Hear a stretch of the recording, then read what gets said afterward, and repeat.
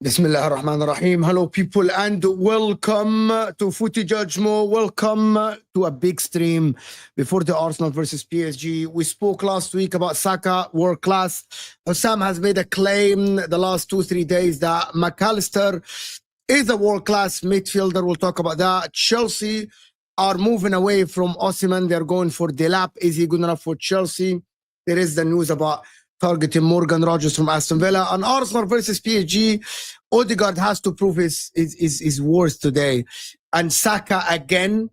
Okay, so this morning, everyone is talking about Saka versus Dembele. Is he better than Dembele? Is he not better than Dembele? Does he have to prove himself again? We need to talk about this again, of course. And we'll talk about Inter tomorrow. Like Inter play tomorrow. On today's Arsenal. Hit that like button, people. If you are here and if you're watching this on the replay, make sure to like the video before we go on. We're here with Husam, of course. Don Husam, TKA, Ryan, of course, and David is joining us back. Is that back to back, Dave? No, did you join last week? I missed two. I think I missed 2 weeks actually, because as the last time I was on here, I said that we would beat Fulham and I can't remember the other team, Everton, and you thought I was crazy. So I think it's been 2 weeks. Yeah, you're actually beating Everton is not that crazy. Beating Fulham is the thing that nobody expected, to be honest with you. Nobody expected you to beat Fulham, to be honest with you. But you did. I know that people want to start with Arsenal and the Arsenal talk and the PSG, but I want to start with this McAllister thing that Husam has argued before until Jordz is here. McAllister world class because he won the Premier League, because he scored like 5-6 goals. Is everyone now that wins the Premier League is world class? Is that what we're doing here? Like everyone? No, not everyone that wins the league is world class, but people who are heavily involved. But say that again. Alas, I fixed your mic volume. It was loud as fuck. Okay. Not everyone that wins the Premier League is world class, but if someone's heavily involved in you winning the Premier League, he is world class. And I do think that McAllister has been our best midfielder this season. I know Gravenberch had a fantastic run, but like even when Gravenberch was amazing, McAllister was still very good. And in the second half of the season, Gravenberch dropped off a little bit, but McAllister became amazing in the second half of the season. So for me, McAllister is definitely a world-class midfielder. I think there is nothing he cannot do on the pitch. Literally everything. Like he can pass, he can dribble, he can shoot, he can create, he can defend very well. He doesn't shy away from 50-50s. He has leadership skills. Like whatever you want to describe as a world-class player, McAllister has it, in my opinion. I'm at a stage with him, given his consistent performances, where like there are select few midfielders in the world I would trade him for. Like I wouldn't trade him for Camavinga or Valverde or Tchouameni. I wouldn't trade him for any midfielder in the Premier League other than Rodri. I think Rodri is better than him. I thought Gravenberch had a better season than McAllister, to be honest. No, I think McAllister's been better. And maybe the only one I would say is also better than him in the world is probably Barella, if I want to be fair and objective. I think these two probably are above McAllister. But I think McAllister this season, it's like, you want to know something? There are all-rounders, like, let's say Henderson, right? Henderson is an all-rounder, but he would do everything at a 6 out of 10 level. McAllister is an all-rounder, but he does everything at like a 8 out of 10, 8.5 out of 10 level. So it helps affect the games in so much better ways. Even like, we had a running joke, me and Mo, about Robertson corners. When Slot decided to change that, he gave McAllister the corners. Now McAllister takes corners for Liverpool. I think he's getting goal involvements now, and that as well as elevating his level to the game to the next level. Mo, from last season, and you probably remember this more than anyone because how much we worked with each other. When Klopp played him lone DM alone, I was even at the time like rating him so highly. Even when I was doing like previews with troops and stuff, and we were doing combined 11s, I would always say McAllister. And this season, he's just done it again for another year, done it even better than he did last year, heavily involved in all important moments. And just a fantastic player, and he has an eye for goal as well, which is an incredible addition for a midfielder. So I think he is world class. To be honest with you, I don't think he's world class yet. That's just my opinion. I think he's a great player. Second half of the season, he stepped up massively when Ryan Gravenberch was a little bit tired, but I still think that he has a way to go. Like I don't think he's To be honest with you, I think McAllister and Enzo Fernandez both had a great season for both of them. I know that people say that we shat on Enzo Fernandez for the last season, but Enzo Fernandez has stepped up massively this season. He has been arguably the most consistent player for Chelsea this season. Chance, creativity, he has been creating a lot of chances. He has been involved in the GA as well this season. So for me, if you're going to call McAllister a world class, we have to say Enzo Fernandez is world class as well, because I think they're very Enzo similar. Didn't do it last year. McAllister was not great last year. He was okay last year. Great last year. If McAllister was that good, okay, if McAllister was that world class, you would not have said that you want a DM this season. Because I don't think McAllister created enough chances, to be honest with you, from open play. I think McAllister is a connector, someone that passes the ball around. He shoots from outside the 18, both feet every now and then. But He's our most creative midfielder. But because you don't have any creative midfielder, because Salah dictates all the creativity. Yeah, but if I want in someone the to create a chance for me, like who do you trust to create a chance more? McAllister? More than anyone in our midfield. And like when you look at City's midfield, I never said otherwise. McAllister. Yeah, when you look at City's midfield, I think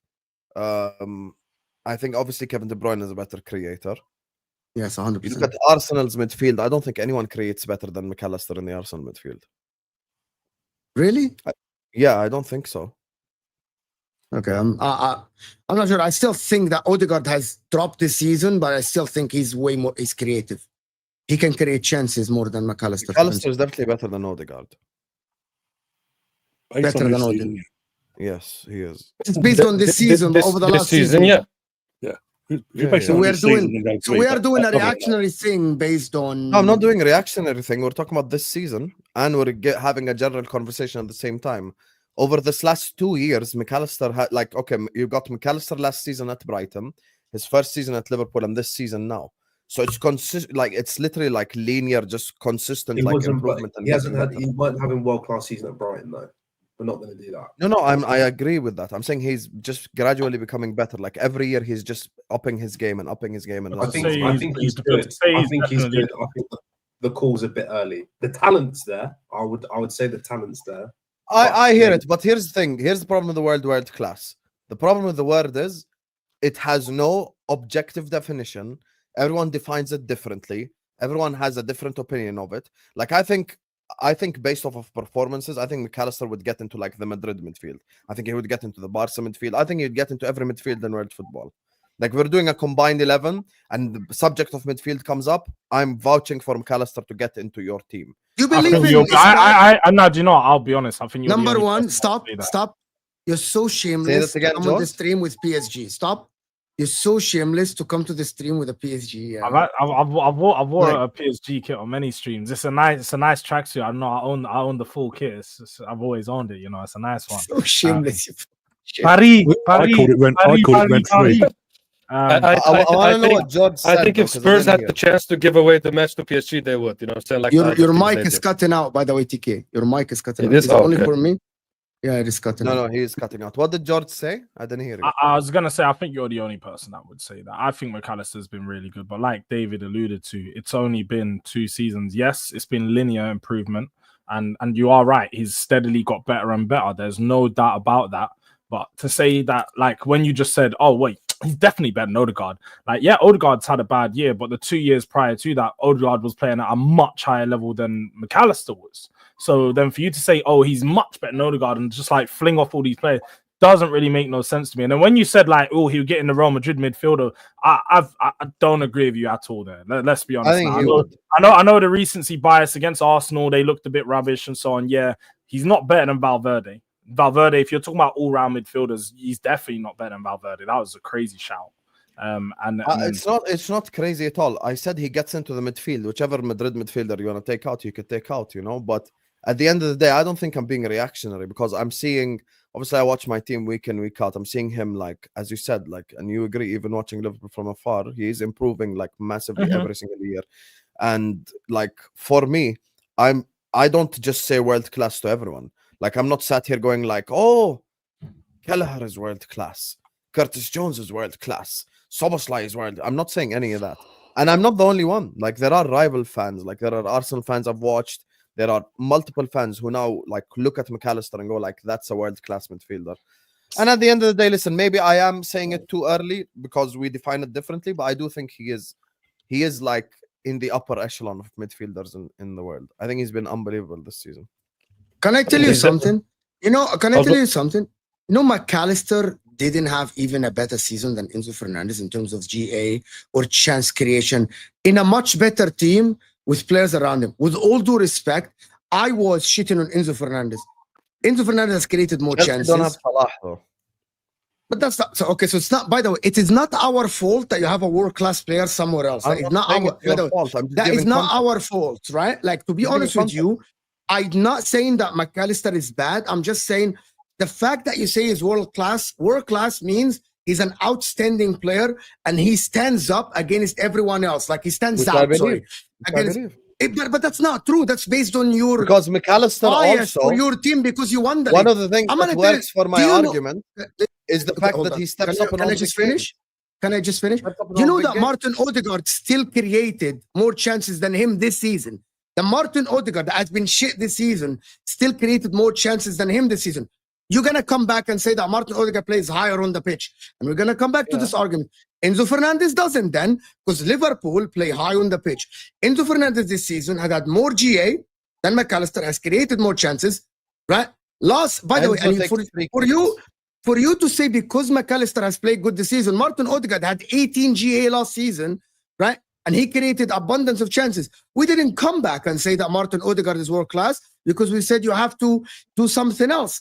We said that maybe Saka's world class. So for you to claim the word world class, that means he stands out against every midfielder, like Rodri. He stands out against all the midfielders in the league. So glad you for all mentioned due that. respect. Yeah, I'm so glad you mentioned that. I don't think that McAllister creates enough for someone that has a dog next to him, which is Szoboszlai running around, and a team behind him. I don't think he creates enough, and I stated that multiple times. Okay, now there's everything I can debunk. I'm now done. Easily. Great, go ahead. Everything I can debunk now easily. First of all, when you're talking about GA, McAllister is a deep-lying midfielder. We must understand where players play on the football pitch. McAllister is in a double pivot next to Gravenberg. So I'm not looking at McAllister for purely creativity. If McAllister was playing in Szoboszlai's position, or McAllister was the 10 in the team, he would have a lot more GA, number one. Number two, you're talking about standing up against midfields. Last season, and I'm going to even mention from last year because this is a continuous thing, as I was explaining earlier. Last season, McAllister came up against Rodri, Kevin De Bruyne, player of the season, Phil Foden, alongside Wataru Endo, and I think Harvey Elliott, and we had more possession, more passes, and he stood up in that game, and he was our best player in that game. This season, amazing game against Real Madrid, amazing against Manchester City, amazing against Arsenal. Every single big game, he rises to the occasion. Every single big game, he steps up. So he's a big game player in terms of the way he performs in the big games. He's our best midfielder. And on top of that, Declan Rice stops up. Declan Rice world class? Yeah, but that's not the only measuring stick. You're responding to 1 point out of the 4. And he's continuously stepping up and improving. Like every single time you see him on the pitch. So he's not world class yet. He's about. And the reason why Enzo has more GA is because Enzo takes set pieces. McAllister takes corners. No, now Trent is back. No, he doesn't take it from August. But he did take. But he did take. But that's not a valid point because he did say Enzo Fernandez won the highest. I'm not even a big fan of Fernandez. David, you're cutting out, by the way, David. He creates a lot more chances than him. So to say he takes set pieces is irrelevant because he creates more chances. So that's why he has more assists. Who are you Enzo talking about? Fernandez over McAllister.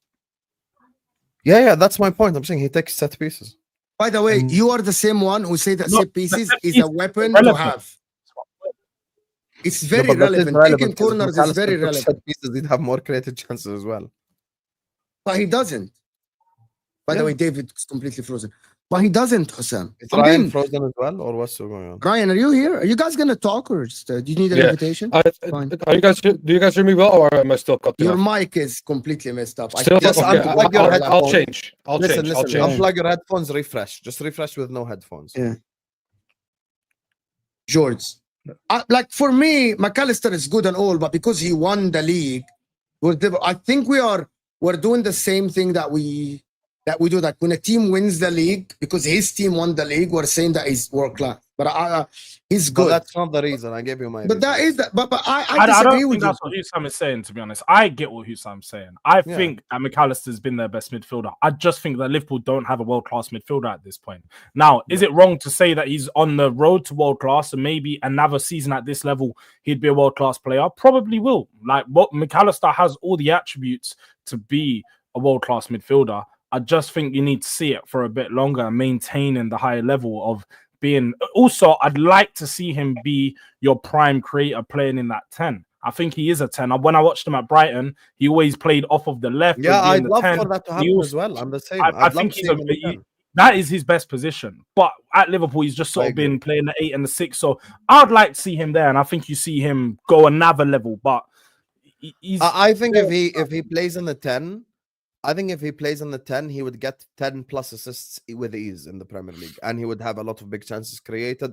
Like if I'm looking, let's say I'm on the counter attack and I've got Salah, Diaz, and Jota running like on the only midfielder that I would trust to make the right pass is actually McAllister. Because the rest of them are mid in passes. That's different. No, not because he's fantastic. But you said Gravenberch's been amazing this season. But Gravenberch has been great DM. Has been great DM though. Yeah, but that's been great DM. So the rest are not mid. We haven't seen that side of Gravenberch. Yeah, but you don't see me claim Gravenberch is world class. My reason is not we won the league. That's not my reason. I'm not saying everyone that. No, by the way, the world class players now are the same exact 4: Alisson, Trent, Van Dijk, and Salah. And with McAllister. That's it. So I'm not saying, everyone is world class. Konate is world class. Jota's world class. That's not what I'm saying. The problem with world class is like it's getting thrown away very quickly. Go ahead. David, by the way, there's something wrong with your connection. Go ahead. Yeah. Can you guys hear me now? Is it now good now? No, your mic is cutting out again. I'll change another device. Yeah, I'll be right back. I'll be right back. All right, cool. You're good. You're good. I was just trying to say Enzo doesn't take every set piece. So take some, not all. Thanks for the contribution, Dave. Thank you for the contribution. Completely debunked my point there because Enzo takes some set pieces. Wow. And McAllister takes some set pieces as well. McAllister took set pieces when Trent was out. Yeah, but he still did it. But either way, for me, McAllister is a great player, world class. If he's doing what he's done this season, next season, then you can have that discussion. For me, you've got to be playing the same level consistently, year in, year out, year up. Where you're saying he's steadily progressing. We're not denying he's steadily progressing, getting better. But he's got to hit these levels now at Liverpool. He can't just be, because obviously last year it was a settling period. This season he's become what we expected him to be last year with Klopp, and what we expected when he left Brighton. But he has to be consistent. It can't just be a one season. He's turned up, and the next season he does a hazard and disappears. Then turns up another season, disappears. It has to be consistent. He doesn't even like. I'm just gonna say this. Alexis McAllister is a good player, but I still think that you need another. I don't think McAllister is that creative, to be honest with you guys. No, he's not.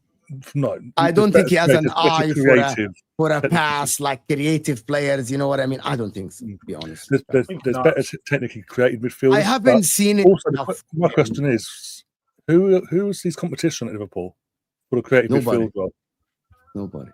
So we don't play with a creative midfielder anyway. Exactly, but McAllister is creative. So where did you see it then? If you don't play with, we don't create from the midfield. Is my point. So how is he? So how do we judge? Create mostly from the wing. Okay, so how do we judge his creative? When we do create, he's the person in the midfield creating. Yeah, when you do create every now and then, he creates. Fine, that doesn't mean either. By the way, I'm just gonna say this: if a player is that good, the coach will get him to create more. He is good, but he's not as creative. Otherwise, you would have on the wing, Mo, man. You've got Salah on the wing, so they go through their best player, which is Salah. You can't blame him for wanting to do that. The coach won the league doing that this season. Why would he refer away from that? So how can I judge that McAllister can create then? Because you can see him in the moments, in the moments when Salah's not creating, and they're creating through the midfield. Who's more creative for you, George? Enzo Fernandez or McAllister?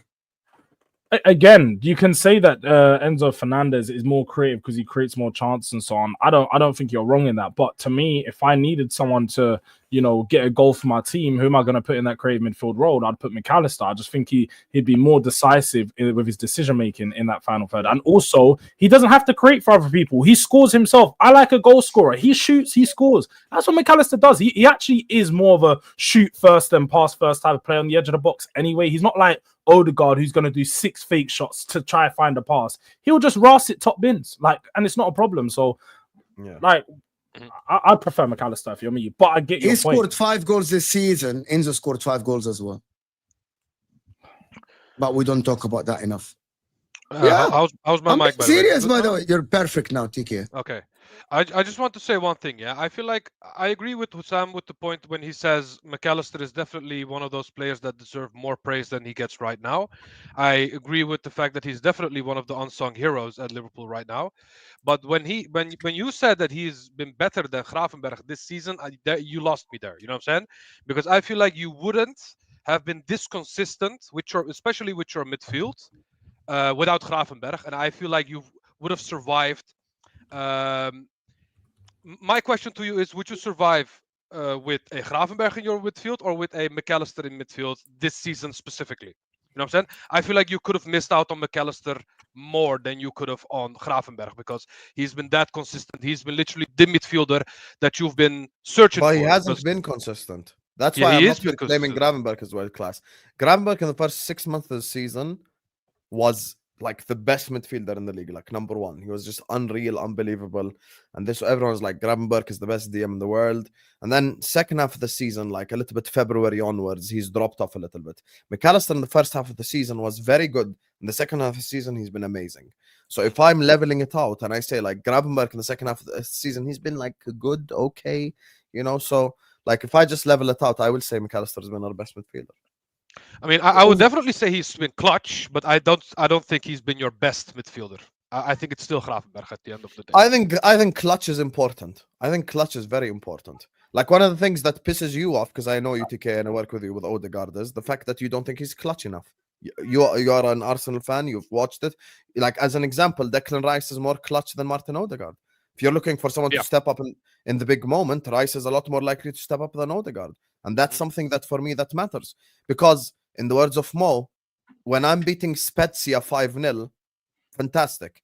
But can I when I need like something against Manchester City, against Real Madrid? The game was 0-0 against Real Madrid. We were dominating. McAllister makes a run into the box, takes a shot. We're 1-0 up. Yes, I know the midfielder's primary role is not to score. I get that stuff. But it's the fact that he does everything I expect from a midfielder and has an eye for a goal and steps up in the big moments. Like when McAllister does score or does get an assist, which doesn't happen often, I understand that. But when he does do it, it's 99% in an important moment, which is something that matters.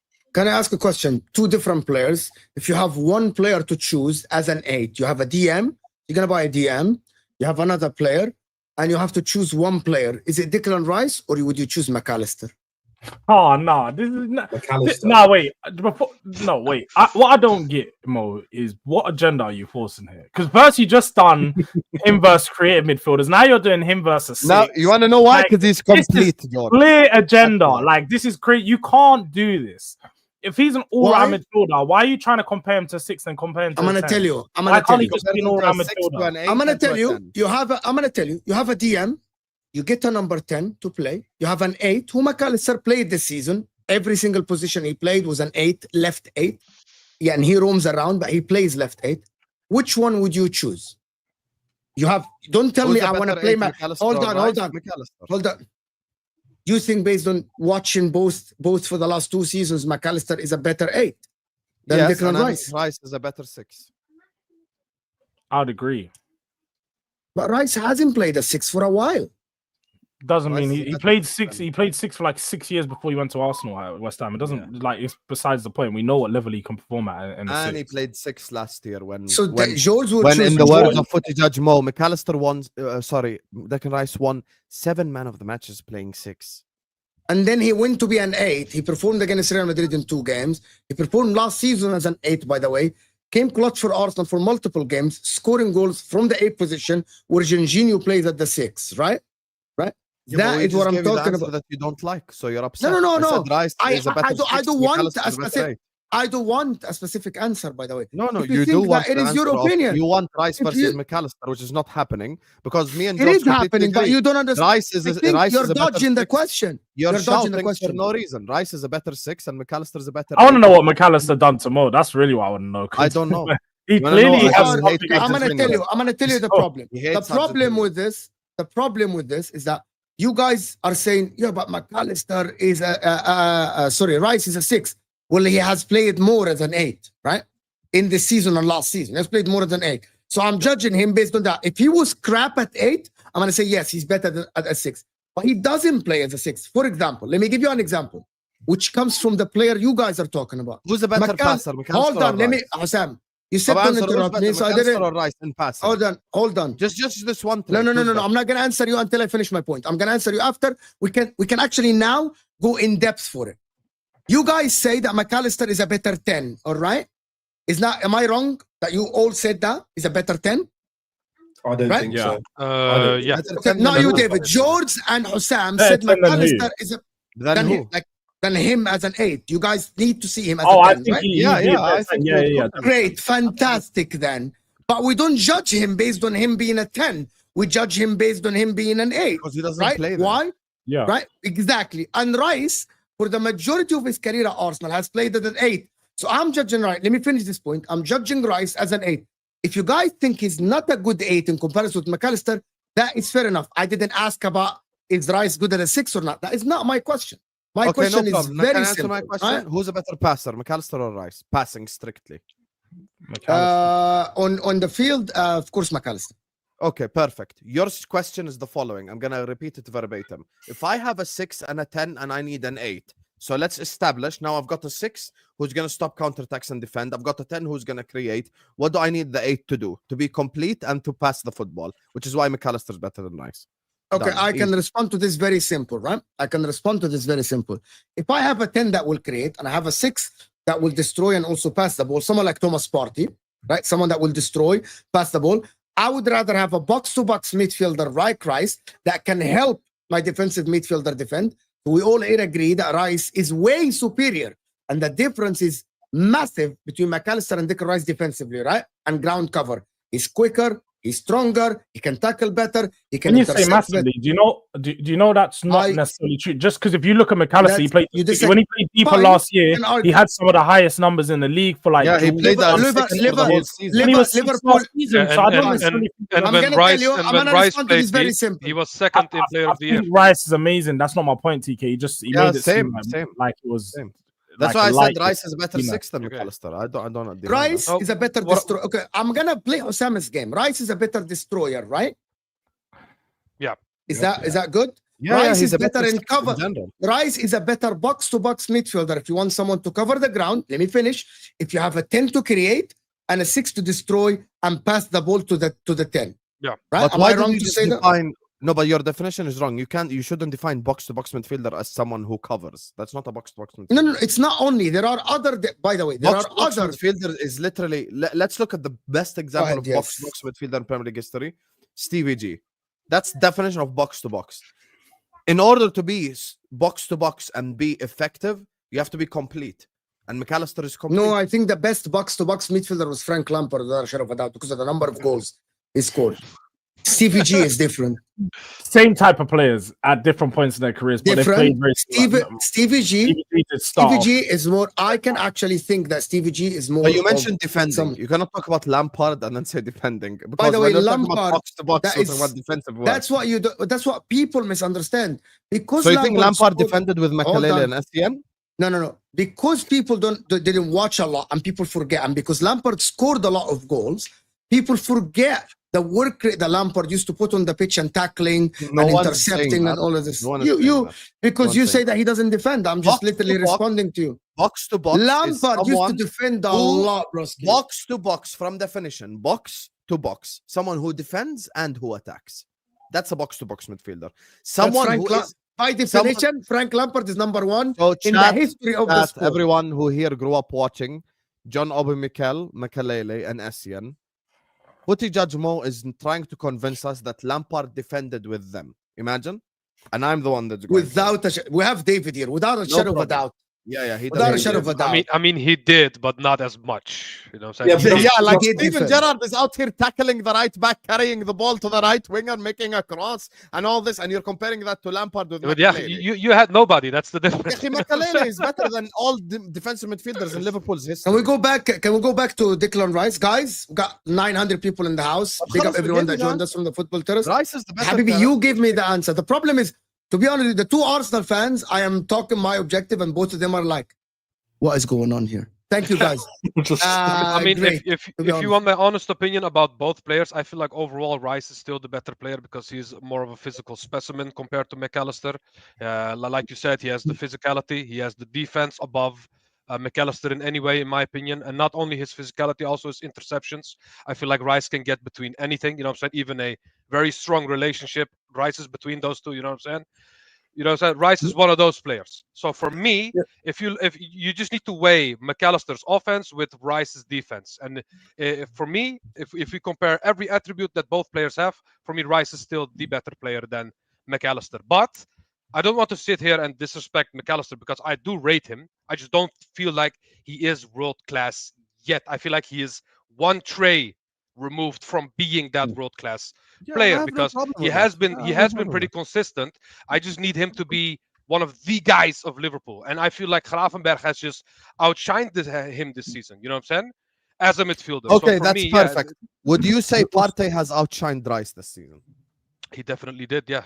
Yeah, but then Partey is a CDM. Partey's not been since Partey's been at Arsenal. He's not been asked to play CDM role, 1 week and then molded into a different breed of midfielder what he used to.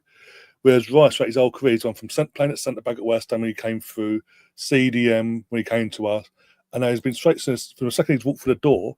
He was asked to do something else in midfield, which is more, as we say, box to box. He could defend, break down things, run across the midfield, but also push the football forward. That's only happened since he's come to Arsenal, and he couldn't do that much at Arsenal last year. Partey was injured. No, Coutinho was. He done that at West Ham, like West the Ham. carrying forward. It was mainly used as a CDM. He was used as a CDM, but when you say My point is at Arsenal, because he was so good, the point of their game was get the ball to Rice, and he would drive through the midfield and carry the ball up the pitch for West Ham a lot of the time. Because remember, his partnership was with Souček. Souček doesn't do anything apart from break the game down. So when you got Rice running forward, like Rice has always had that part about his game. Yeah. Can I tell you guys something? Do you know the difference between the big chances created from McAllister and Declan Rice this season? Can someone guess the number? Well, wait, hang on. Big chances. What are we doing? Big chances. Before we do this, Because that's a creativity, isn't that? Isn't that creativity? Can I tell you that Rice? I'm just gonna tell you now before you answer. You can counter. Rice takes set. No, pieces. This is Big part of the game. By the way, big part of the game. It's not his fault that he's one of the best now in taking corners and set pieces in the world. It's not his fault, by the way. Hopefully, McAllister will get to that level one day. Hopefully, who's more creative, Salah or Saka? For me this season, Salah. Saka. Okay. I said it like for me this season, like it was even a question, bro. No, Saka. No.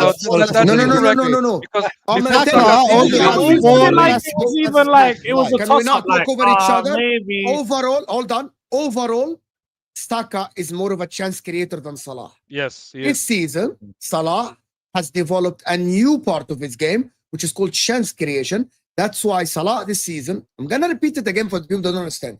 There is a reason why Salah this season is having the best season ever from any player in terms of GA in the history of the Premier League. 44 games or 38 games. Not aesthetically, numbers wise. Okay? So that is this season. No one is compared to Salah. No problem. In the world. So now, using your own argument, Salah has 24 big chances created, Saka has 20. Hello? Open play, Salah has 80 chances created and Saka has 47. Which is why Saka missed 3.5 months. Yeah, but who had the most before Saka's injury? We're not saying it is Saka's fault that he takes set pieces or Rice's fault that he takes set pieces. We're saying when you're looking at a statistic, give the context of the statistic. And the context of the statistic is someone who takes set pieces versus someone who does not take set pieces. if you go to open play, big chances created in Europe, Saka's not even in the top 25. Well, he's missed And four, that's the he difference. missed because he four, was man. injured, bro. We're talking about someone Because you he tell was me, injured, okay, yes. if you he tell did- me who's Bro, Mo He's can still- confirm this. Mo can confirm this because he was there when this was talked about. Saka had the most chances created in Europe before his injury. Not even England, but he in takes the whole set of Europe. pieces. He takes set And pieces. set Bro, pieces. It still, they- it they- still No, counts. but no. Okay, we're not but doing why- this. respect, though, you know what I'm saying? So if But I set- give Salah set pieces, corners, he no, wouldn't have being like told- How about we This happens. cancel all Salah goals from penalties as well? Yeah, No, let's no, cancel all Salah That's goals. different. That's not the Penalties, point we're trying to make. fantastic. That's not the, Ah, no, and even that's not easier the- than taking corners. Mo, that's not the Allah, point we're Allah, trying to these make. people are The point so is that disingenuous in their being argument. told, It's unbelievable. Mo, being told where to put a set piece is not creativity. It's a skill, but it's not creativity. Yeah. It's not. Being told where to put the ball in a set piece. Oh, do set piece number 4, put it at the back stick. That's a very good skill to have, but it's not creativity. It's Now not the we same thing. okay, I can respond very easy. Did you play professional sport? You know how long it takes for someone to master that and be absolutely spot on in taking a set piece? It's It takes a hours skill. and hours. It's a an skill that impressive is a skill, but it's not. But it's not creativity. and okay, diagonal balls are a skill that you can master with training. Yeah. No, but you have to understand. عادي, it's When fine, we talk- great. No, but Headers are when we- something that you can train on Again, every day and you can just create it. If that was the, by the way, I'm gonna tell you, if that was the case, David, anyone would have absolutely been able to master a set piece like what Declan Rice does. Anyone, I'm not. anyone, I haven't anyone. said. I My haven't said cousin, my cousin would have done that. No, I haven't said. I haven't Why said why that isn't what he's Palmer doing is doing that? easy. I haven't said that. What, again, why'd you bring in Palmer? Like that's not the point of the argument. My I mean, argument because when it comes to Arsenal, set pieces are suddenly very easy and not counted. You know what I'm saying? I would do it, but I would do it with everyone. Whether it was a player from Brighton, I don't care. But it's not a creativity thing. It's Yeah, but what I'm trying to say is when Palmer had his amazing season last season where half of his goals were from penalties, they called him the best player in the world. Your fan base, you know what I'm saying? Yeah, I don't agree. I don't agree with my fan base half the time anyway. So don't level that at me. Don't do that. Come on. But that's still a fact. That's still been said. Again, scoring penalties is a skill. 100% it's a skill. Yeah. But it doesn't make you an elite goal scorer. Those aren't the same things. They're just not. And it's the same thing. Having the skill to put all we're doing, TKA, is giving context to most stats. That's it. Literally, putting a ball within 2 inches of where it's meant to be, so your centre back can head the ball, is very impressive. It's very impressive. I'm not going to sit here and say it's not, and it's a very good skill to have, and it's very useful. But you're not going to sit here and tell me that is creativity. It's not creativity. Okay. Then why did half the football rivalry community at the start of the season bash Arsenal for scoring set pieces? Because the reason was because your chances created from open play significantly decreased, and the gap being made up was from set pieces. That was a fact. Yeah, but we had ways and means. Yeah, our open play was poor. Don't get me wrong, as you say, it was, but we had a ways and means. We had another plan in set pieces, be it corners, free kicks, or whatever, to score. So we had that weapon to our Arsenal. No pun intended there. And we use it to our advantage. Yet everyone wanted to bash us over the edge of it. But now we talk about it. Yeah, that doesn't really count. You can't win leagues that way of just being of your open play going down, but your set pieces are working. When people told you can't win a league that way, you all said, "No, it doesn't matter. The numbers are the same regardless." But no one wanted to look at the stats and go, "Hang on a second, your open play is down, and yeah, you can score a set piece every game, but that's only 1 goal." And the odds of you scoring 2 set pieces a game is very low. Like, it is very low. So, yeah, but did you know that Saka had the most chances created in open play in the Prem before his injury? That's cool. That's one person. That's not the whole squad, though. Your numbers as a team. I'm not talking about one person. As a team, the numbers were like 30% lower than they were last year. Okay, you're both Arsenal fans. Who's more creative, Odegaard or Rice? Should be Odegaard, but it's Rice at the moment. Yeah, should be Odegaard, yes, but Rice has more big chances created than Odegaard. You want to know why? Because he takes set pieces. This is not an insult. This is just the reality. When I'm looking at a Arsenal corner, Declan Rice puts it in a fantastic position, which is a skill. I understand it's a fucking skill. All I'm saying is creating from open play when everyone has the ball and you're attacking and you're trying to play a ball in behind is not the same as crossing it from a corner on a set piece, of which your set piece coach would have trained the players all week and etc. I'm not mocking set pieces. You've all worked with me all year long. I've not even said this whole set piece FC banter thing at all. I'm just saying this skews the stats. And this is the reason why people mock people who use just statistics, because sometimes we give stats out of context. So when we give the stat the context, you can't respond by saying, oh, it's a skill. We know it's a skill. But as an example, Trent was out. Okay. McAllister, the goal that Van Dijk scored against Aston Villa in the 87th minute, the header, that was a McAllister assist from the corner. Okay, it's a skill, I understand that. But guess what? Because Trent is fit for 90% of the season, he's the one taking corners. So that stat specifically will be skewed in player X's perspective because he's the one that takes set pieces. When you go to the big chances created stuff, or the chances created, a lot of them is usually set piece takers. Bruno, Trent, Rice. Like even at Brentford, fucking Mbuemo has a lot of big chances created. But Husam, would you say that it's only set pieces, or is it also a factor of because Odegaard has been bad this season? No, I'm saying Odegaard has been pretty bad. Stat. That's all I'm saying. I'm saying it just skews the stat a little bit. Like as an example, this season, Luka Dean has as many big chances created as Morgan Rogers. No one here would say Luka Dean and Morgan Rogers are the same creativity, but guess what? Luka Dean takes corners. And that's the point, guys. I'm just saying it skews the stats. So let's add context to the statistic. That's all. I'm trying to find the open play stats to see the comparison between Declan Rice and McAllister, to be honest. I am trying. If someone knows a website, let me know. Someone let me know. Open play. I'm really intrigued. I don't know, by the way. Yeah, but can even someone in the Rice chat, could beat him I'm in asking, that can you tell me? I want to know a website that compares open play chances created for player versus player. Can I know? Even if Rice beats him in that Stat Muse do that. Yeah, Stat Muse. Yes. Yeah, that might be it. Stat Muse probably will. Yeah, I was literally there just now. I am trying. Go ahead, Husam. Explain your point. Right. The thing is with McAllister, and Jordz explained this an hour ago. I just don't get why people just don't get it. With McAllister, he plays deeper in the pitch. And that's the point, bro. He just plays deeper on the pitch, like on the actual pitch. He just plays deeper. That's it. And Declan Rice as well? Rice is everywhere. You just said everywhere. The six, and now you say Declan Rice as well. Come on, man. And McAllister is a deep line playmaker, or like is a like what? So you change your McAllister is a complete box-to-box midfielder. He does everything on the pitch. That's it. Someone sent it in the chat. Look, McAllister has almost double the amount of tackles that Rice has. Someone put it in the chat.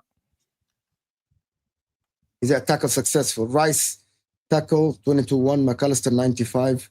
And man, I need to check that as well because that doesn't show in front of me, by the way. In terms of defense. So it shows you Rice has been more advanced this season, which is obviously what I've been saying. And George said an hour ago. All right, we'll see. I just don't think that. I think you're saying that his world class is ridiculous, to be honest. Guys, listen to Luke and hit that like button, people. There's 900 people in the house. Hit that like button, people. Thank you, Luke, for supporting the channel. Let's get the likes up, people. Let's get at least to 500 likes or 400 likes. WUH, same Pedri versus McAllister. That's all I say. But once again, like just as I said to George, you don't have to look at the best midfielder and go like, oh, he doesn't start ahead of Pedri. But why do I need him to start ahead of Pedri? He can start ahead of Gavi. He can start ahead of Frankie de Jong. He can start ahead of these guys. I just said he gets into their team. I did not say he's better than Pedri. Yeah. Mo, thank you, Habibi, all the way from Egypt. Right next to me, by the way, a couple of kilometers away from where I live. Mo, you said McAllister has less GA than Enzo. Enzo 12, McAllister 9. So barely. That's 30%, but McAllister is making the same amount of tackles as Caicedo, 2.9, world class everywhere. And that's the point. Complete. I hope that you don't get a 10, and then we'll see McAllister. Not everywhere, but I think we will get a midfielder. I just don't know in which position. Could be a 10, could be a DM. He's one or two steps away, but he's not world class yet, in my opinion. That's fine. Maybe I went early. I don't care. I get now moving on. Moving on to the big game tonight. Dembele versus Saka, Saka versus Kvaratskhelia. That's the PSG fan. The what? That's the PSG fan. Yeah, Jordz. How does Jordz for me look crystal clear way more than any time? He now turned off his camera. What a fraud. I know that he has this. No, I just had an interruption. Go on. It's okay. Yeah, go on. Did you change your camera, number one? No, everyone thinks this. I think just my camera must just depend on how good my connection is, because some days it looks clearer, some days it's a bit fuzzy. I generally think that's all it is. Okay, PSG fan, talk about today. What do you think? You think Arsenal gonna get schooled today with that Thomas Partey? Do you know what? Yeah. What I will say is I think it's gonna be a very good game, a very entertaining PSG one. fans are shaking. Look at him. Defense versus attack. PSG need to be wary, innit? I think PSG need to be wary of what Arsenal's game plan is gonna be. I think Arsenal aren't gonna be as open as many think. I think Arteta's gonna suck up a little bit of the pressure, especially early on in the game. Try to take the wind out of their players, because we know what PSG done against Liverpool was just press, try get them early, try get the goals. But the one thing is we known about PSG is in front of goal, they're not the best. None of their players that they have are renowned finishers and goal scorers. I know Dembele's got high numbers this season, but prior to this season, the one thing that was always consistent with him was his finishing was just up and down. He either has an amazing finish or he just misses an easy chance, and quite a few of them. So when I look at this game today, I think if PSG don't take their chances, Arsenal are going to hurt them. And I expect Arsenal to hurt them today. I don't think it's going to be an easy one for them. And to be honest, I've actually got Arsenal potentially winning this first leg. I think the second leg is where they're going to get their struggle. I think Arsenal could potentially walk away with a 2-1 win. I think it's going to be a very tight one in that sense. But PSG just need to make sure, again, that they take their chances. They attack that left-hand side, with Kivior and Miles Lewis-Skelly down on that side. It's looking like to be their weaker side. And plus, Hakimi and whichever combination they do, whether it's Hakimi and Barcola or Hakimi and Doué, it can be a problem. And I don't think Lewis Skelly's come up against an attack of that power. I know Real Madrid's was good, but Rodrigo didn't really offer too much problems. And obviously at right back, Valverde was there, so he didn't really have the bombing overlaps. Now with PSG, they rely on those overlaps, and he's a problem for most teams. So I expect Lewis Skelly to come up with some issues today, but we'll see how he gets on with that 1v1 battle. Are the Arsenal fans going to talk? Go ahead, bro. You go first. No, I think since we've been back in the Champions League since last season, we've only conceded 4 goals at home against all opposition, and that's got 2 against Bayern Munich last year, 2 against PSV this season. But other than that, it was clean sheet FC with us. Semi-final. I think we win this. I do think we win tonight 2-0. If that is the case, we do win 2-0. That's I think that's job done. But it's not going to be easy. It's going to be very frustrating to watch. I think that the second goal will come in like the last 5 minutes, so against counter attack. But my thing is, everyone's talking about how PSV have evolved since we played them back in the group league phasey thing, what you want to call it. We've changed as well. We've had our issues. We've had to adapt to situations that we've found ourselves in. We've got no Gabriel. We've got obviously no Havertz, no Gabriel Jesus, who came into form. He done his ACL. We had no Saka for 4 months. He only just came back from the Real Madrid game, and or games. So we've had to do our. Sound like he's giving excuses before the game. I don't think I left. You notice that he's like, no, our injuries. I don't think I left Saka just came back. Saka just came back. And look what he did. Look what it is. All I'm saying. Apart from the penalty, that's how you sound, Ryan. That's how you sound. Yeah, but you know what I don't get about your point, Ryan. There, yeah, as you just said, PSG have changed, but so have we. But you didn't say that you had changed for the better. PSG have got so much better. But we had to adapt. How have you guys got better since that last game? Because that's what you're referring to. We've had to use our squad in terms of we heavily relied on for the last 2.5 years our best players in terms of our strongest 11. We never really rotate. one of my frustrations, Arteta doesn't really like to rotate. Hence why we had the Saka situation this season. Odegaard, Gabriel's done himself in as well. We've got other players doing hamstrings because they're getting overplayed. We've got players that can rotate and come in, but he doesn't want to do it. And that's been the main reason why we've had the situation. But we've had to then adapt by using our squad. And as I say, I don't think our left-hand side of the defence is going to be an issue today. I think, based on form, especially since Gabriel's been out, it's Saliba. He's at the three in our back line. He's the one that's looking a bit rocky at the moment, and that's as one of the starters, one of the main men. It's concerning. Of course, it is, but that's down to Arteta to get put into one side after the last week. Since last Wednesday, we played Palace, and so I've rock at his backside because we can't afford to. If we ever have a Saliba brain fart moment tonight, we're done for. We will get punished, and that's the crux of it. Midfield is going to be to and fro. It's going to be who wins that midfield battle out of the two. But what I'm looking forward to, even as an Arsenal fan, is Timber versus his name now. That's the one. That battle is going to, whoever wins that battle, the player that wins that battle for their respective team. Kvaratskhelia versus who? Timber. Nobody can win against Timber. Timber will literally eat him alive. Yeah, I hope so. I personally agree. I feel like we are gonna. I am telling you from here, Dave. Timber will eat him alive. Right. Okay. Kvaradona's my guy. I believe that guy can. Okay. After I saw what he did to Trent, I remember that Liverpool game when he cooked Trent so badly. I was like, "Who's this guy?"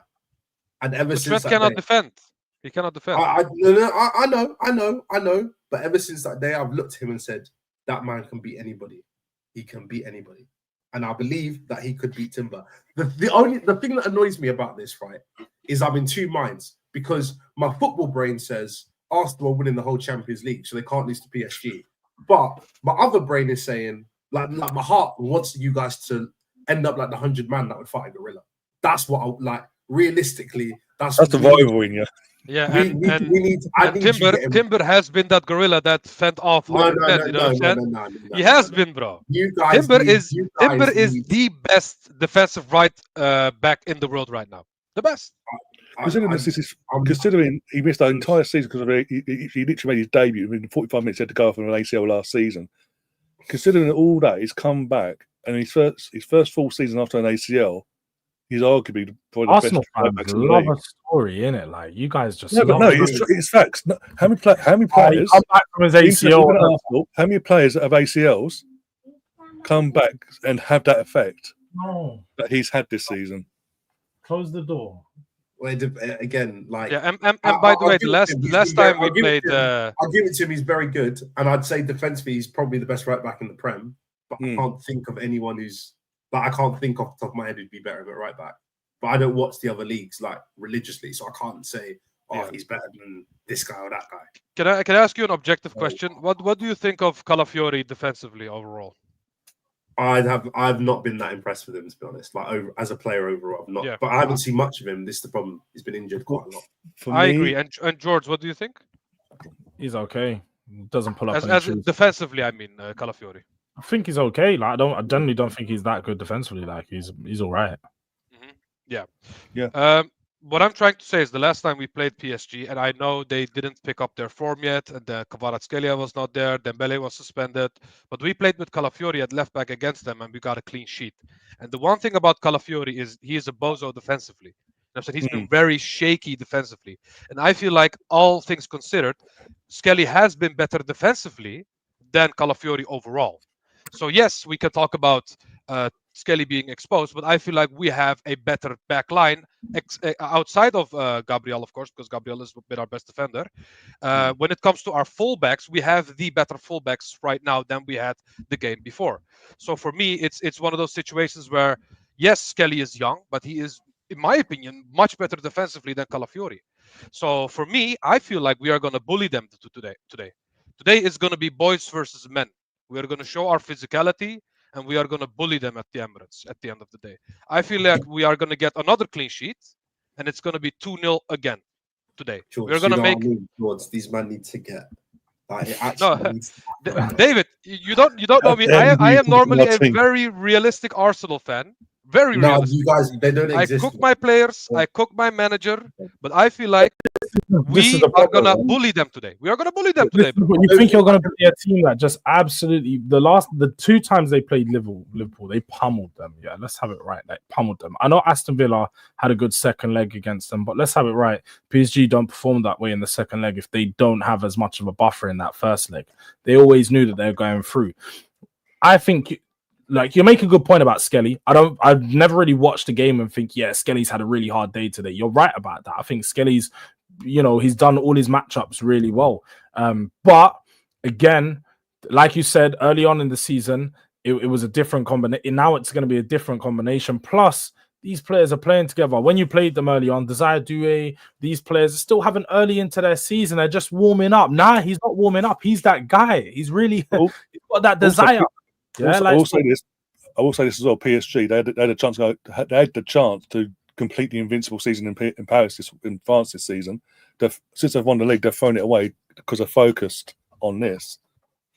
Because they want to. Because Marseille's the only team in France that's won it. Now all that rivalry between them, they want to have that ended basically. Yeah, man. I think Enrique is not going to make the same mistakes he did before as well, man. Yeah, but when I say we are gonna bully them physically, I don't mean we are gonna slap them 5-0 or anything. I feel like we are gonna make their life hell. It's basically playing Simeone. You don't want to play them, you know what I'm saying? I feel like we are gonna do the same to them, because a ball playing team like PSG, we know how to ruin their feng shui, for a lack of a better term. You know what I'm saying? And I am normally a very realistic Arsenal fan. I cook my manager, I cook my players. But when it comes to our defense against teams like PSG, I am very confident, because there's one thing I am confident about, and that's our defense. And I feel like we are going to bully them defensively, and we are going to make it very hard for them to create anything, let alone score a goal. You know what I'm saying? That's how I feel. I need you guys to do so badly. I'm so sick. Why? Look, you had your time. It's okay. I just don't, you know what it is, yeah? You're the, and I mean this in the nicest way possible, you're the worst fan base on this planet. Like, I mean that. You're saying it's a Chelsea fan, as a London fan. That's what. No. Because you know what it is? I don't think I can have a conversation with an Arsenal fan without them mentioning that at least one of their players is the best player in that position in the world. I don't think I've in the past. In the past 3 years, I mean, David. To be fair, I'm Dutch as well. So Timber, I have the Dutch bias for Timber. That's fine. That's fine. I guess from the way you were saying Gravenberch, I guess you were Dutch. Yeah. But at the same, like, you guys, there's just something where I just need you guys to lose. The only fan base for me that compares to you guys is Liverpool. And do you know what the thing is with Liverpool? They've won the league, and now they've won it again. There's an air of class about them. I haven't really heard too much. They've kind of just been like, you know what, we're good, and that's it. And do it like that. But I know if you guys win this Champions League, I'm never hearing the end of it. Like, I never will. I mean, Chelsea will be finished essentially. But David, how would we be? Wait, what? You already know how dramatic your fan base will be. Yeah. Oh, it's us against David, the world. can I ask you one thing? Can I ask Saka you one was thing? I'm gonna remove. Saka was my Arsenal hat. And he came back from injury, and we won the Champions League. And we already know they're gonna do this dramatic ass story. You already know. It's just did you see the motivational speech of Arteta? There is a possibility that both our men's and women's team win the Champions League this season. No, see, do you see what Husam? Hey, Russo and Rice. You know what I'm saying? They always do too much, innit? If we pull off that miracle, I will be unbearable. Because I've had Chelsea fans come at me, even though my women's team won it in 2007 and done the quad. Oh no, that doesn't count. Modern day 4K. Okay, let's do it in 4K against a team that your team fails against every year. I'll be honest. I will be unbearable if both my men's team and my women's team win it in the same season. I'm not gonna. Like the first time they've ever watched a women's game, and it's gonna be like, yeah, we won the Champions League. This is what I mean. Me personally, I'm not saying. That's cool. So if I hope my women's team does well, but it doesn't weigh on me at all. So if they do really well, I'm like, cool, they've done really well, but that's not my team. That's not my I mean, issue. it's just funny for the fans. I'm just saying there's a possibility that Arsenal could turn London completely red and take over London end of May. And do you know what? Lucky Can I ask you one thing, David? London for the parade. Can I ask you one thing, David? And I'm gonna remove my Arsenal hat, and I'm gonna be objective. Yeah, I feel like Caicedo is an amazing midfielder. You know what I'm saying? In his position, maybe top 10, maybe top 5 in the world, right? Right? Yes. I know where this conversation is going. I'm sorry. Is it wild for me to say that Timber is one of the best, if not the best, defensive right back in the world right now? Do you know why? Just me as an Arsenal fan. Because you keep, yeah, but he ain't better than Trent. This is what Liverpool. Defensive right back. Defensive. What is defensive right back? A right back's a right back. No, bro, then defensively, he's been the best. It's just like when you guys do. Martinelli's the best defensive left winger in Premier League. Marcus Alonso. A left winger doesn't defend. A right back defends, bro. Marcus Alonso is the best attacking left wing back that has lived in the past 20 years. Left wing back. Left wing being the opposite word. Wing. We're talking about but in the left wing back position, he was the best thing ever. Now what? Argue with me. But David, I admitted about Caicedo. He's just the best right back, or he's not. That is it. Like that should be the conversation. He's a very good defensive fullback, but there is a lot of that's like Wan-Bissaka's really good defensively. He's not the best right back. But he's nowhere near Wan-Bissaka. Wan-Bissaka is a bozo, bro. The Premier League. Bro, Wan-Bissaka cannot even walk forward without stumbling, bro. You know what I'm saying? Come on, let's not do it. Why do you mention walk forward when you talk about defensive? Because forward, he could improve still. Just take the L. Don't be wrong. No, but bro, I admitted this. Going forward, but there's no such thing as defensive right back. But defensively, he has been the best right back. An end of discussion. خلاص يا أخي. Stop this. Okay, so why are you you specifically who's the better offensive player? Okay, can I finish? Can I finish my point? Okay. So why are you so adamant that Trent can defend? Why are you on every stream in this year convincing people that Trent can defend? Okay, I'll tell why you would you care about the defensive right back? Why would you care about his defense if it doesn't matter? Being a fullback is about attacking and defending. You want to know why? Because there's not Gary Neville era anymore. There's modern era, number one. Number two, if I line up 100 managers and I ask them, would you rather an attacking fullback or a defensive one? 95% are choosing the attacking one. Number three, when we're talking about fullback, as Jordz said, who's the better fullback? Let's just look at both aspects. Who's better defensively? Timber. Who's better going forward? Trent. Who would I rather have on my side? Trent. Who would 95% of the managers in the planet would rather have in their team? Trent. That's it, bro. I'm not sure about that. I'm not sure about that. Oh, here we go. Wait for it, though. He's going to Madrid. It means something. Even though just like Madrid off for the last few weeks after we beat them. You know, Thierry Henry was the first ever KD before KD because he lost to Barcelona and then joined them, won the Champions League. That's funny. Yeah, no. That's funny. So don't talk about your legends leaving for a big club. That's your greatest ever player, by the way. He left you. He left you after the Champions League final. Okay, but if we are gonna do this, hey, you can't talk to me a football historian. Didn't Hleb join him as well? I'll bring up fucking Henry Norris. Shall I bring up Henry Norris? Yeah, but Husam, if we are gonna do this, should we bring that up? But if we are gonna bring up shameless stats, Nunes has won a Premier League and Gerrard didn't.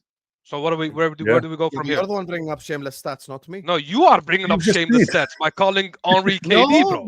What are we doing here? It wasn't shameless. I mean, it was facts. He didn't score in any finals. Didn't carry you to the Champions League. So he left and joined the big team. Yeah, and he won the Champions League at the much bigger club. Look, end of the day, timing for us was poor because we just moved stadium. And the club decided to become a selling club. Wait, David, what's this? Another story. It's another story. They just tell stories, bro. God forbid we had that. We couldn't keep going the way we wanted to. Part of the reason I'm saying it in my head much because I just want to mentally prepare for it if it does happen because I actually think it's going to happen. This my worry is that from a Chelsea perspective, obviously 2012 and obviously most recently, both seasons, you can say domestically you weren't the best, but this when is it came what I down told to it, you. you got what you did what you had to do under your The knockout Champions League club. is this thing about the Champions League, right? It is all about in the simplest. There's more ways I can explain it, but the simplest word is all about vibes. What are the vibes of the team going into next fixture? That is it. If you're playing Benfica, if your run is Benfica, Porto, and then in the final you play Dortmund, the vibe of your team going into every single game is confident. Oh, we're going to win, right? Because we're better than those teams. Arsenal have it in a different way. Arsenal's vibe right now is, we have to play Real Madrid. We beat Real Madrid, and they tried everything to try and throw us off our game. We are now confident that we can beat anybody, right? Now they're going to go play a PSG team who they've already beat before. So they're going to go into that game thinking, we're going to win this game. And then if we shut them out at home, we can go away and do it again. Fine. Vibes. And then in the final, Barcelona or Inter, cooked. Both are cooked. That is so disingenuous. You think Arsenal plays the Champions League is not about scoring goals. The Champions League is not about scoring goals. It is about defending. It is about defending. If you don't concede in the Champions League, you can win it. It's that simple. Also, we agree, actually. But we agree. But because I'm an Arsenal fan, I get cooked. That's the difference. No. But you see, the thing is, yeah, but I didn't then go after. No, you got cooked. Gabriel's the best centre back in the world. He's better than Van Dijk ever will be. Timber's the best defensive right back. Saka's doing this. And do you know what I mean? When did I say that, bro? No, I'm not saying you, but I'm just saying as an overall, your fan base is like, it's like I speak to someone, and after I've spoken to someone, I go like, "You're an Arsenal fan." I can tell. I can just tell. You're all like a you give off a vibe of like, I'm an Arsenal fan. I can just tell who you are. What's the vibe? I don't understand. What is this vibe he's talking? There's like we back our team. Happiness, Mo. Happiness. You cannot be happy. Husam is a person, and he's a Liverpool fan, whereas Arsenal fans can't separate themselves from being an Arsenal fan. Like they're joined together too closely. They can't get rid of it. Man said he can't support. They cannot separate humanity from supporting their own club. Like I love that. They're just Arsenal. They're just Arsenal like the whole time. There's no off switch. They're always Arsenal, bro. They can't get out of it, and I can't have them winning this trophy. I mean that's rich coming from a fan base that calls every player proper Chelsea, even though they left like 10 years ago. You know what I'm saying? So bro, that is true, bro. You're addressing the wrong person, and you are addressing all the Arsenal fans. You're not addressing the people on the street, bro. You are like addressing all the Arsenal fans. Because you didn't say TKA. You didn't say Ryan. Let me explain. Even the most Chelsea fans I know can separate themselves from being Chelsea fans and a person. The Arsenal fans that I know, I don't know what that even means. Do you know what? And the thing is, it only makes sense in my head, but in my head, it's making sense. No. It makes sense for everyone. They can't. You're saying they can't separate the fandom from just having a regular conversation or anything. This is what I'm. There's no. Obviously, there are Chelsea fans that are just as deluded. I'm not sat here saying no like that. Like I'm not stupid. Like I know my own fan base is special. Big up AMT saying what? Go ahead. There's more Arsenal fans than there are Chelsea fans like that. What is Kvaratskhelia best attribute? Guys, there's a video that was released today about the argument that Jordz and Ashraf had. It was actually very fun about Kvaratskhelia. But Dembele versus Saka. By the way, DR Sports and AFTV started Dembele versus Saka this morning. They started it yesterday again about Dembele being better than Saka. Everyone is saying that. And today is the day, it's the same as Rodrigo and Vinny. Are they better than Saka? Are they better than Salah? And we saw what happens when they faced each other, to be honest with you. If Dembele scores today, have a good game, and Saka doesn't, we will say that Dembele is better than Saka. But because Dembele is doing it in the Ligue 1, where Cavani basically was one of the best players in Ligue 1, we're not going to sit here. Dembele is a great player, fantastic player, but he didn't work out for him at Barcelona. But Saka's doing it consistently in the Premier League. He's more available than Dembele. I'm being very objective here. I am being very objective. Yes, Dembele looked good on the eye. He runs faster with the ball than Saka. But at the current moment, Saka has done it for 3 seasons. He has done it on the big stages. Dembele hasn't, by the way. He hasn't stood up in the big stages. Even against Liverpool, he wasn't the best player. for PSG. He has done it in Ligue 1, which is, as I said, everyone can do it in Ligue 1. Just put anyone in Ligue 1 will do good with PSG because everyone will win PSG. So I don't understand this notion that people are saying this morning on DR that there's not even a comparison between Dembele and Saka. Again, it's every time that Saka or Salah, by the way, that happens to only, I think, 2 players in the history of the sport. Every time Salah and Saka comes against anyone, they are compared to anyone, like Salah, anyone. Like Salah plays anyone, bro. Like he plays Al Ahly in Egypt, Salah is compared to the Ahly winger. Is he better than Al Ahly winger, bro? Is he better than Zamalek winger? It's all about that, bro. It has always been the case. I don't think that Dembele at the current moment, I will put him ahead of Saka. Like he has been more consistent. Yes, more aesthetically pleasing. Fine, I'll give you. You know what started all this? The reason why it's tricky when we're talking about Hazard and Salah as an example is because of a lot of the Hazard talk is more nostalgic in the past, while Salah is doing it right in front of our very own eyes. Just like in the NBA, I'm MJ over LeBron James. I am. I think Michael Jordan's the GOAT. But Michael Jordan did not have 24/7 TV, Twitter, social media just scrutinizing every single one of his plays. The problem is, if Saka has a howler now, it's immediately tweeted about. I always tell people just to put this in their perspective and just think about it. 2 things I want to say. First of all, imagine Twitter existed in 2005 when AC Milan bottled the 3-0 lead against Liverpool. Maldini is a bottle job. Crespo can't do it in the big game. Shevchenko should have never won the Ballon d'Or. Ancelotti is the worst coach ever. Carlo Ancelotti is the most overrated coach, and people would have just went all the way extra with the takes, right? But now with Saka, people don't like this, but it's reality. Guys, let's all be objective here. 99% of the people who watch football do not give a flying fuck about Liga. If we sat here and we watched every single PSG game, we could be capable of showing you 5-6 shit moments from Dembele, Kvaratskhelia, all these players. We know that, you know. I feel like there is like how a player is rated, and then like, it's like how he's viewed in the eyes of the masses type thing. Like when I ask you like, oh, do you guys rate like Ousmane Dembele? Most of us say, yeah, he's a very good player, blah blah blah. But nobody here watch Liga like that. We're not sat here like, oh yes, PSG are playing Brest today. Let me tune in. No one's saying that, bro. I'd rather watch Bournemouth versus Brentford. I really would, because I think it's more entertaining. There's more jeopardy involved. So for me, the pressure of where you're playing at, how you're playing, and it's almost like the Bayern thing. When I take Bukayo Saka, put him on Bayern Munich, he's the starting right winger for the last 3 years. Okay, Saka's gonna have 3 Bundesligas. He's gonna get way less scrutinized. He's gonna have an opportunity to turn up more in the big moments because that's what Bayern do. So for me, the only winger in the world that I think is better than Saka is Salah. That's it. I think it's Salah 1, Saka 2.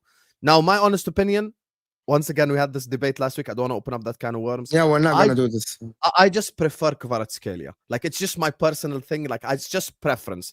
Do I think, like, Kvara is, like, a lot better or anything? No. But if you tell me just strictly preference, bring Kvara to Liverpool. But other than that, like, if I would rather have Saka or Dembele in my team, I'm choosing Saka. I am. I'm sorry. I am. I get it. Yes, Dembele has the moments and the technique and the all, like, but I just don't trust him. I just don't trust him. Jordz, what's the answer? Husam, you can answer this quickly. Speaking, I'll answer. Jordz said something when he first started speaking. This is really his first season with consistent finishing. It is. Why are we denying this shit? This is the most consistent he's been since fucking Dortmund. He played at Barca, he's played at PSG, he's played at Dortmund. This is the most consistent he's been. And the answer to the Kvaratskhelia question is, I think Kvaratskhelia is an all-rounder. I think he can dribble. I think he can shoot. I think he can play make. I think he can do everything. I think his best attribute is getting past players. 100% it's his dribbling. His directness is his best attribute, to be honest. Yeah, but that's dribbling. David always distance himself from Chelsea fans. He always does. No, because I don't agree on months. I don't agree with 98% of them. I think I believe my own fan base is one of the dumbest fan bases on the planet. Genuinely. Damn. And I mean What? that. Tell us what you truly I believe. think the same about my fan base, so I agree, David. They're just like Damn. they're honestly like children, genuinely. Wasn't there a Chelsea fan that's gone? I don't know what channel it was. Basically saying he'd rather have drawn at the weekend than won. The game was that bad. Apparently, the game was on fan cam or whatever. Yeah, but like some Basically, some people say that our football is like the worst on the planet. I'm just like, yeah, right, okay, cool, whatever. Just carry on with Not the worst, but it's not the best either. Sack gonna the give manager. predictions. Sack the manager. Before we end the show, I wanted to touch on Spurs. Like someone asked me if Spurs gonna win Europa League. I'm telling you, my guys, Wallah al-Azim, even though I want Spurs to win Europa League, I can't back Spurs. I just can't put my neck on the line again. Well, I'm being serious. I can't put my neck on the line again. Even Jordz can't put his neck on the line to say that Spurs will win Europa League. So say the line, Mo. Say the line. Say the line. Bro, I can't back Spurs, bro. Wallah, I can't. I want them to win Europa League. What is the point of I'll be Spurs? happy for them. If they win Europa League, we'll know, but I just can't. I genuinely can't. We bro. live rent Until they free do, that we much that Arsenal fans make T-shirts about us. No, I and didn't sell make it actually. I bought it, yeah. But hey, yeah, I mean, well, and if it wasn't you, it was another Arsenal fan. So we rattled you guys that I much. thought, you know, I'll see what you have to say first. You've been all right, but I had to put that in there just for the banter. Yeah, no, that's fine. No, that wasn't a problem. And I'm just saying, like, Arsenal, you know, rent free that much. We're 16th, you know, having our worst season ever, but still, you know, Arsenal fans think about us. But no. Can I ask one thing about the Europa League, Jordz? If you win the Europa League, are you Ange in or are you still Ange out? No, and Ange needs to go, even if we win the Europa League. No doubt about that. For me, when I said I wanted Ange out, it wasn't because of the results. It's because of the football. The football's not going to change if you win the Europa League. It may give players a little bit better mentality. It may give you a small boost. But no, I don't think it's what we need going forward. I think Ange needs to go regardless. But do I think Spurs can win it? We're in a very good position to get into the final. We're going up against Bodo Glimt this week, who have 2 injuries to key players. They're one of their wingers and one of their, I believe, defenders, and then suspensions to 3 of their first team players as well. So going into this game, we are more than favourable, and I expect Spurs to get the job done. Whether that's a 2 or 3 goal margin, I hope that we can wrap it up in the first leg. Not too confident of us doing that, but I think we'll win the first leg. Second leg is another question. Let's just see how we get on in this first game. But I think you reached the final, broski. I think you reached the final. You should, but this is stop. Yeah, you should. I think they will, guys. Wallahi, honestly speaking, I think they will reach the final. They're gonna have another shot of winning a European trophy. You guys will see. Like, who would you rather face, Jordz, in the final? United or Athletic Bilbao? United, man. We've beaten that team 3 times this season. We'll beat them again. why is this question? United for sure. Athletic Bilbao. Yeah, Also, but, Bilbao. we also beat United, but they knocked us out, you know, from the FA Cup. So anything can happen. But also, Bilbao is host the final was at Bilbao. So definitely United, with all due respect. Definitely United. Yeah. Fair enough. Yeah, fair enough. Otherwise, you just say Bilbao hosting, Bilbao fans. It's going to be more of a home game than it is a neutral game, basically. Last couple of things before we end the show. Kvara dribbles 56%, Timba 67% successful. But it depends how many times. You cannot tell me that Timba attempted 3 dribbles, completed 2, and Kvaratskhelia attempted 20, completed 10. So that's very unfair. Not comparable. Not comparable. It's not comparable. Just question to Dave. Why is it that you don't rate Gabriel Magalhaes, but you rate Odegaard, who is very overrated? So what I said about Gabriel is he's a bozo. And while he's not made a mistake, which is fair to him, he's done very well this season, that gene doesn't leave. So right now he's injured. So he can't make a mistake. So I can't really do much about that. So when he comes back, just know that mistake's coming and it's going to be really stupid. He's just been let off a couple of times because, he picked up the ball and everyone said, let's have a bit of common sense here. No, he's not lying. David definitely is not. I have to agree. How some people have black sickle cell and then you have sickle cell trait, pasta. He's got bozo trait, and that doesn't leave you. It stays in your system forever. It's in the system. It's just in there. He's just having a very good year. It's the most loaded crap I've heard in my life, but fine. He's done very well this season. Nah, man, it doesn't leave. No, genuinely, he's done very well this season. He's probably been your best centre back. But to be fair, last 2-3 seasons he's been great. Not only this. But just know that mistake's coming, and probably at a crucial moment. And then Odegaard. Odegaard, I was really impressed with because I at first thought it's a bit of a weird signing. And he did really well for a couple of seasons. I've got off his back. And then I've watched him recently and I've been like, oh, I might be wrong here. But I'm gonna let him have his couple of bad games because I think everyone's allowed to have their bad games. I think everyone's allowed to have them. All right. Then. Especially as a Thanks forward. for As a forward as well, you can make loads of mistakes and nobody really cares. But as a defender, you can't. So we'll see about that. Listen, people, Durak Dar is in the description. Jord's channel, who does a lot of shows. Monday is his favorite show at 2 p.m. UK time with Reese. Of course, that show is so iconic. Reese, halftime hooks. There, Mr. Arsenal podcast in the description, and Don Husam in the description as well. Ashraf couldn't make it today. We got two guys we upgraded with two Arsenal fans. Good luck to Arsenal. And good luck to Inter tomorrow. We'll see you guys after the game. We're out of here, people. Before I end, this is going to take you to Husam's watch along. So go and leave a like and then go. All right? I'm not doing a watch along for this time. I'm going to put a price on the blue blazer. Get ready, chat. Corrupt official Husam is coming. Let's go. Let's go.